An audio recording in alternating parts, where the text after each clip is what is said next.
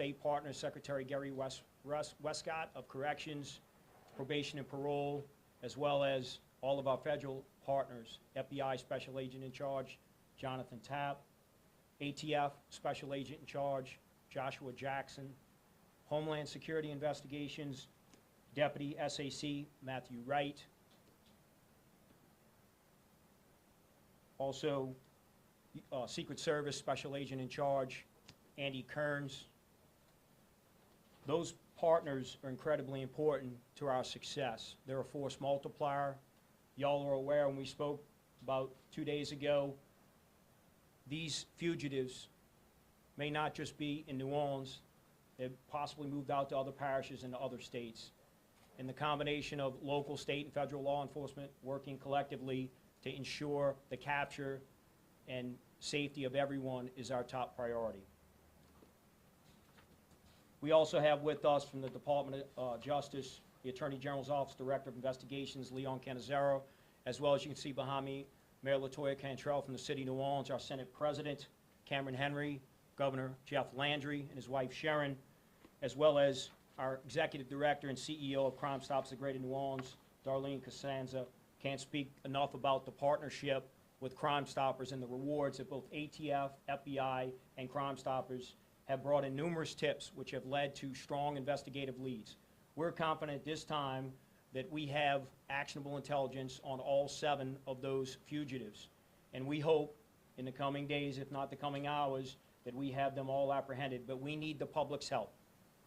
And we cannot do it alone. More importantly, if you are helping and assisting these fugitives, allowing them to remain uncaptured and not brought to justice, there will be consequences. And there may be charges for you. So please, we ask you to do the right thing and contact law enforcement. There are several ways you can contact us. They've been on all of our social media platforms. And I would just like to specifically remind everyone of where they are, lsp.org, for any suspicious activity. You can also call the State Police Fusion Center, Crime Stoppers of Greater New Orleans, the FBI hotline. All of this information is on all the platforms, Facebook, Meta, Instagram, Twitter, X, as well as our partner agencies. If you feel when you see law enforcement in your area and someone's concerned, don't be alarmed. Obviously, we're trying to bring these fugitives to justice. And it's going to require a law enforcement presence. These are violent criminals, and they escaped. And they have consequences for their actions, and that requires a law enforcement presence, sometimes tactical equipment. State police, along with our partners, has air assets in the air, drone, criminal intelligence, detectives, patrol troopers, as well as uniformed officers from other local agencies. So if you happen to see them in your neighborhood, you should feel confident that that law enforcement presence is trying to bring those escapees to justice. And if you see something, you can always call 911 if you feel unsafe.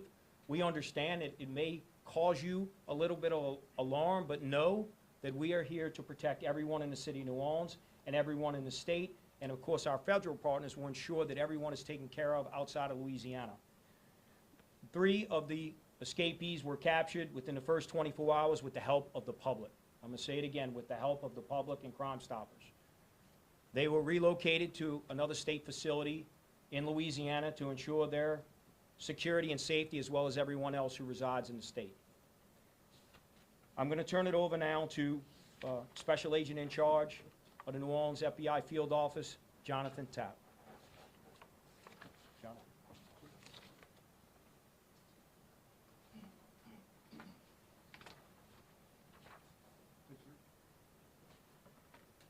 Thank you, Colonel Hodges.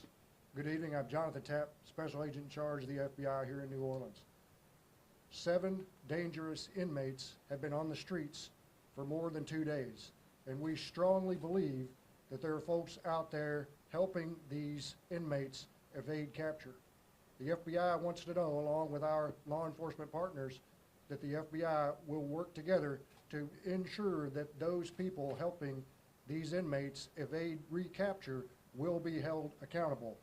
These inmates are accused of serious crimes, and until they are back in custody, we should all remain vigilant.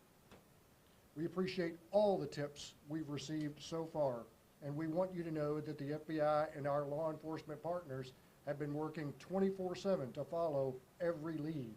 The FBI remains committed to protecting the American people, and we have agents and analysts working across the country. The FBI will not stop until all of these escaped inmates are recaptured. We're asking that everyone look at these pictures, and if you have seen any of them, please call. You can call the FBI at 1-800-CALL-FBI. You can submit a tip at fbi.gov/New Orleans fugitives, or you can call any of our law enforcement partners here. I also want to let you know that we have increased the reward money from FBI from $5,000 to $10,000 per inmate. That's $10,000 from the FBI per inmate, $5,000 from ATF per inmate, and $2,000 from Crime Stoppers per inmate.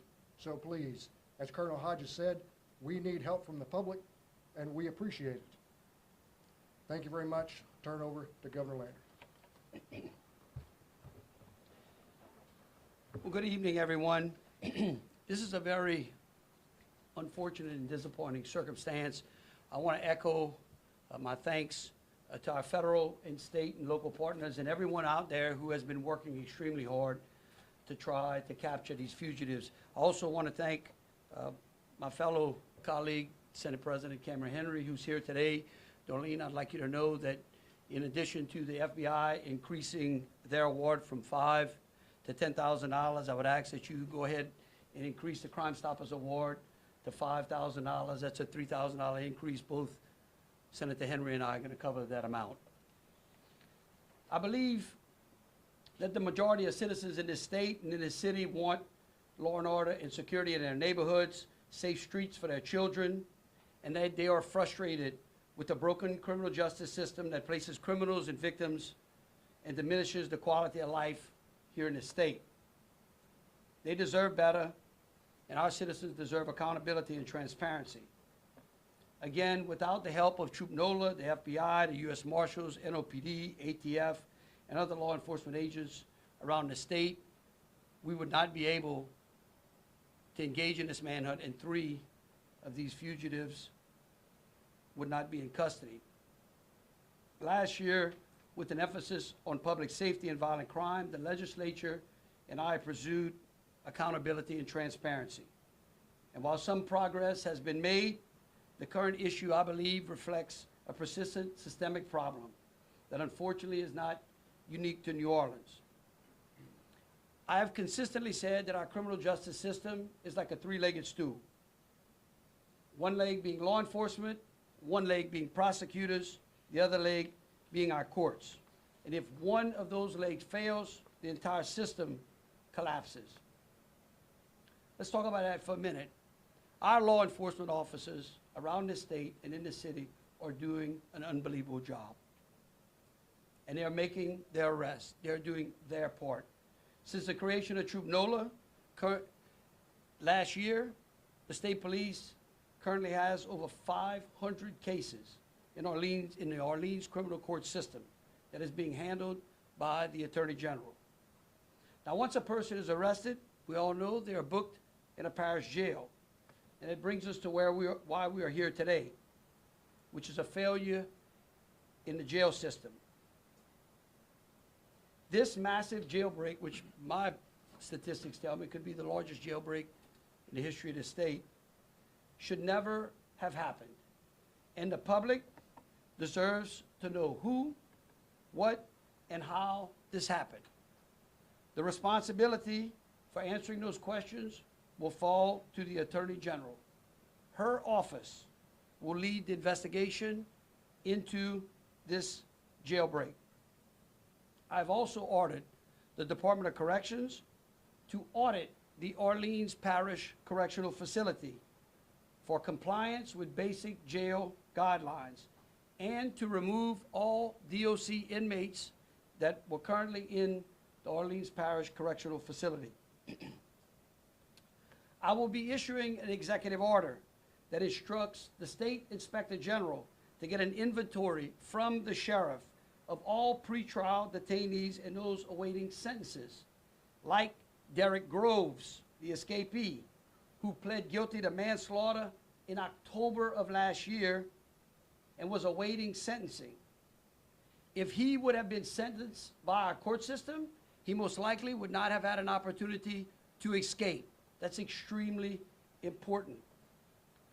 Now, once a person is booked, is arrested and booked, the case then goes to the district attorney or the attorney general. That is the second leg of our three-legged stool. Prosecutors who dismiss cases and release violent criminals must be addressed. 5 of these escapees had been charged while in jail. Kendall Miles, Lenton Vanberg were charged with battery on correctional officers. Those charges were refused by the district attorney.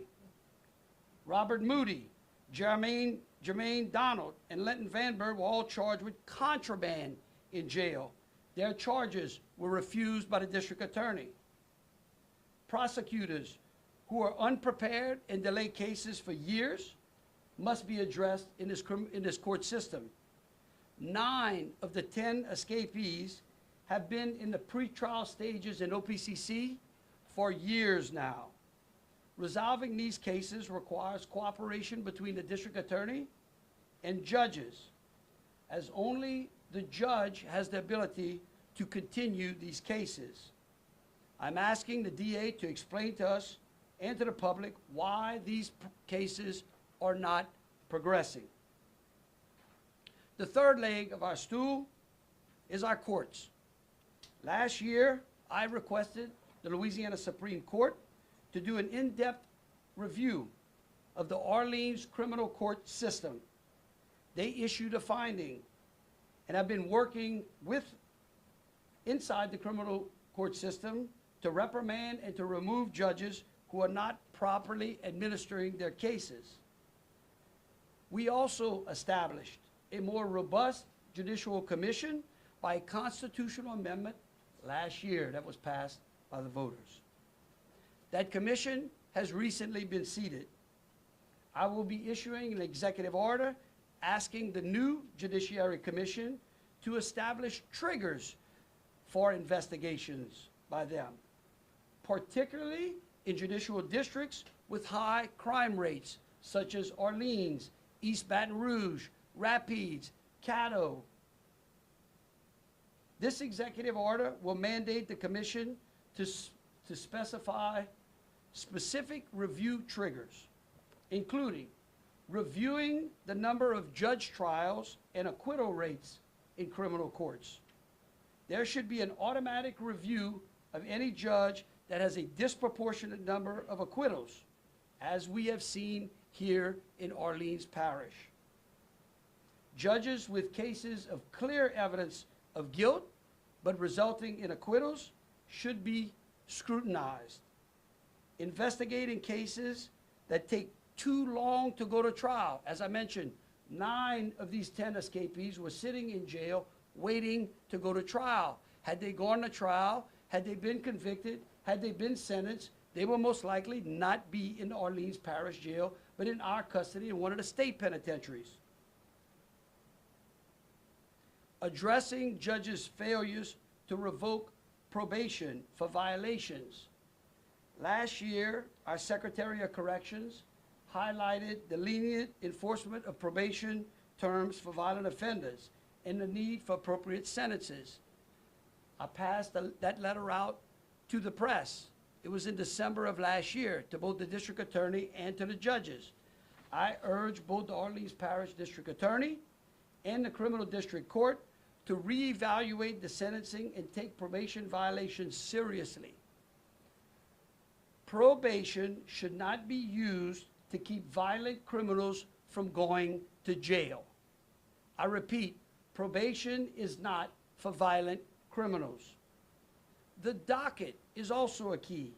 My understanding is that the Orleans Parish Jail is beyond capacity because, again, the cases are not moving, such as 9 of the 10 escapees.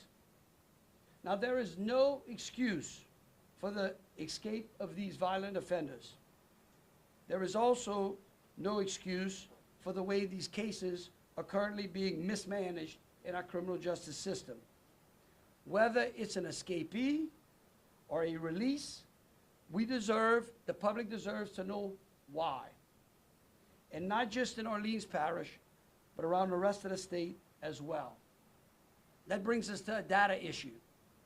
I'm also requesting that the Metropolitan Crime Commission work in the most violent crime cities in the state to establish a data modeling system similar to what they're doing here in Orleans. This will include regular reporting of crime data from the point of arrest to the point of conviction. I'm hoping that not only summer, but some sunlight has arrived in Louisiana. In closing, I continue to believe that our citizens want law and order. They want security in their neighborhoods, and they want safe streets for their children. The frustration grows with a broken criminal justice system. Our taxpayers and our citizens deserve transparency and accountability. The issues that I have laid out and the executive orders that will follow will demand that. This city has been misled by those who pour out-of-state money funding the promise of justice reform. Electing officials with no frontline experience and those who pander voters lead to a lack of safety and order, which is why we're standing here today, which is why so many of our law enforcement agencies have to comb this city and this street, hunting down some of the most dangerous criminals. The irony of the progressive promises that have been made to this city is clear. New Orleans handed the jail keys to those who vowed to keep criminals out of jail. And sadly, today, we show that it worked. I hope that everyone understands that the video of those prisoners escaping epitomizes a progressive criminal justice system. I again would ask the public for their prayers and thoughts of all of those law enforcement agents who are working diligently to hunt down these fugitives. We will find them and we will bring them back to justice. And to repeat what the colonel said, if anybody harbors them, if anybody aids them, and we find out, we will arrest you and we will bring you to justice as well. Thank you. We're happy to take any questions now. Everybody gets one question on topic, and we'll start from the front of that, to go left to right. All right. Well, I apologize for showing up a little late. Thank you, Governor, for your time. I'm Katie Royce with CBS News. A question that I would have is, you said that you're going to be requesting an audit of the sheriff's office. What will that entail? How much is it going to cost, and when is it starting? The audit of the jail is going to be conducted by Department of Corrections. They have an audit review team that regularly reviews parish jails around the state. The cost, doesn't matter what the cost is. The matter of fact is it needs to be done. We're hoping to have that completed by the end of the week, By the end of the week? by the end of this week coming. Governor, you mentioned the words accountability and transparency numerous times. In your assessment, who specifically needs to be held accountable and how? Well, it seems like everyone, except for the police. They seem to be doing their job. I think that when you look at prosecutors, when you look at the court system, I think that there is some accountability that needs to be had inside of there. We started doing that last year. It's why we went into a special session to address crime. It's why you're starting to see some of the numbers around the state start to drop. However, the problem is we were just doing one part, which is the arresting of them. They then have to be placed through the system that ultimately finds out whether they're guilty or innocent, and if they're guilty and they're violent, they need to go to jail.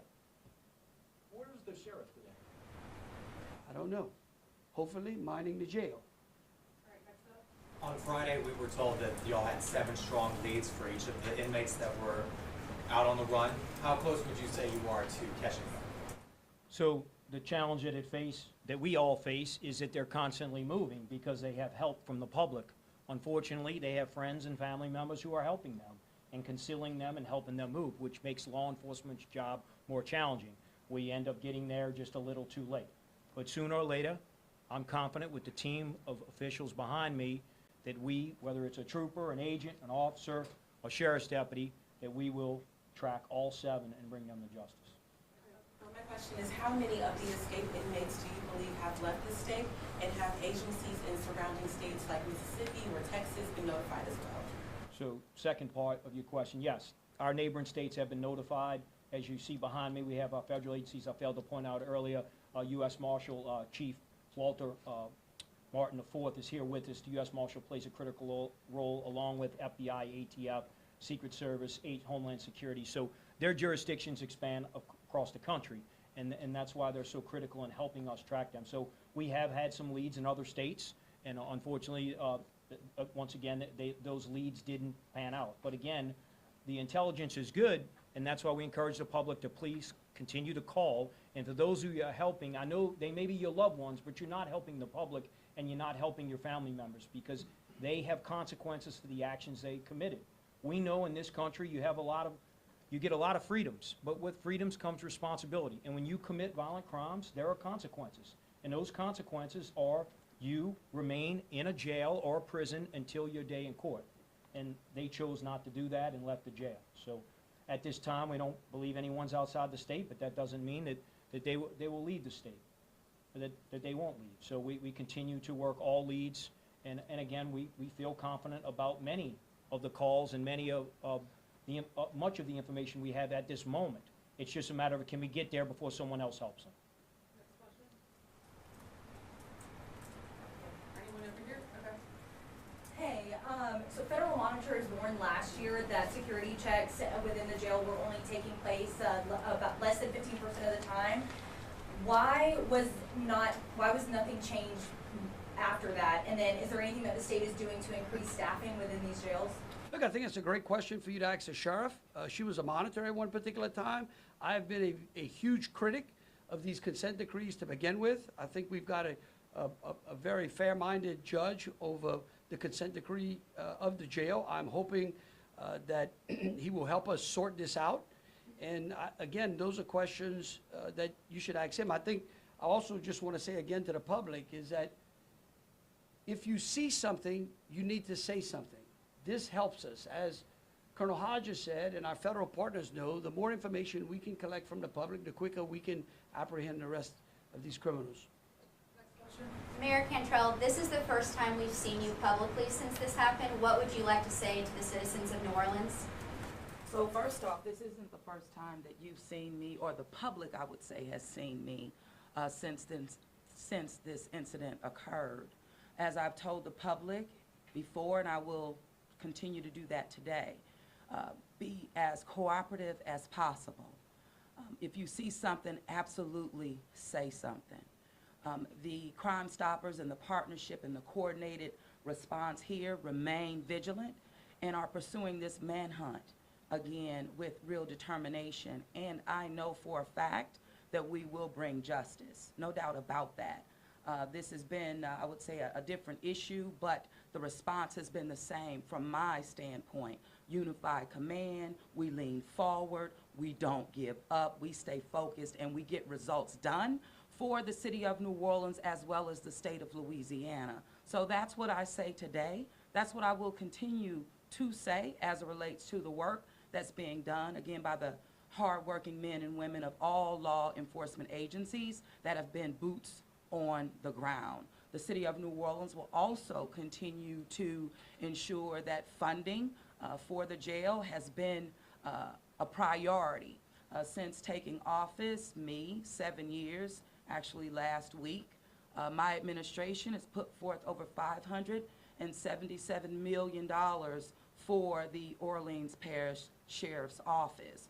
$460 million of that have been on operating expenses alone, with an increase of $36 million relative to capacity building, in which we have been funding. In addition to that, it's been capital improvements that rest around $116 million. where 104 million has been allocated to build phase 3, as was mandated by the federal judge that we do that. So we have been doing our part, my administration, and we will continue to do that on behalf of the residents and visitors that we serve every day. But I am absolutely happy to even say, in spite of this manhunt, the city of New Orleans has been hosting thousands of visitors in our great city, having the time of their life, participating in graduations, again, showing love to our graduates and families throughout this city, and even cultural events that are going on right now. But as they do, our focus remains the same. Manhunt, we will get it done. Thank you very much. Governor, Jackson Fager, if one of the escapees is watching this right now on TV, what is your message to them? Turn yourself in. Turn yourself in. So the sheriff previously said that she suspected there was the possibility that it was an inside job. Is there an update on the standing of that investigation, or if any disciplinary action has been brought against any employees? Look, I know Leon Canizero is here representing the Attorney General's office. I know that, I'm pretty sure, unless he would say something different, this matter is under investigation and they won't be commenting at this time.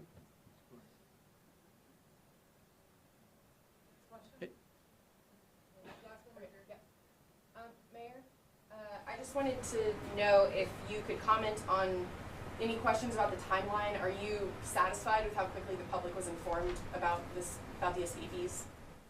I'm satisfied by the response of my executive officers, as well as the men and women that represent the New Orleans Police Department. Boots on the ground did not waver and haven't wavered since then. Thank you.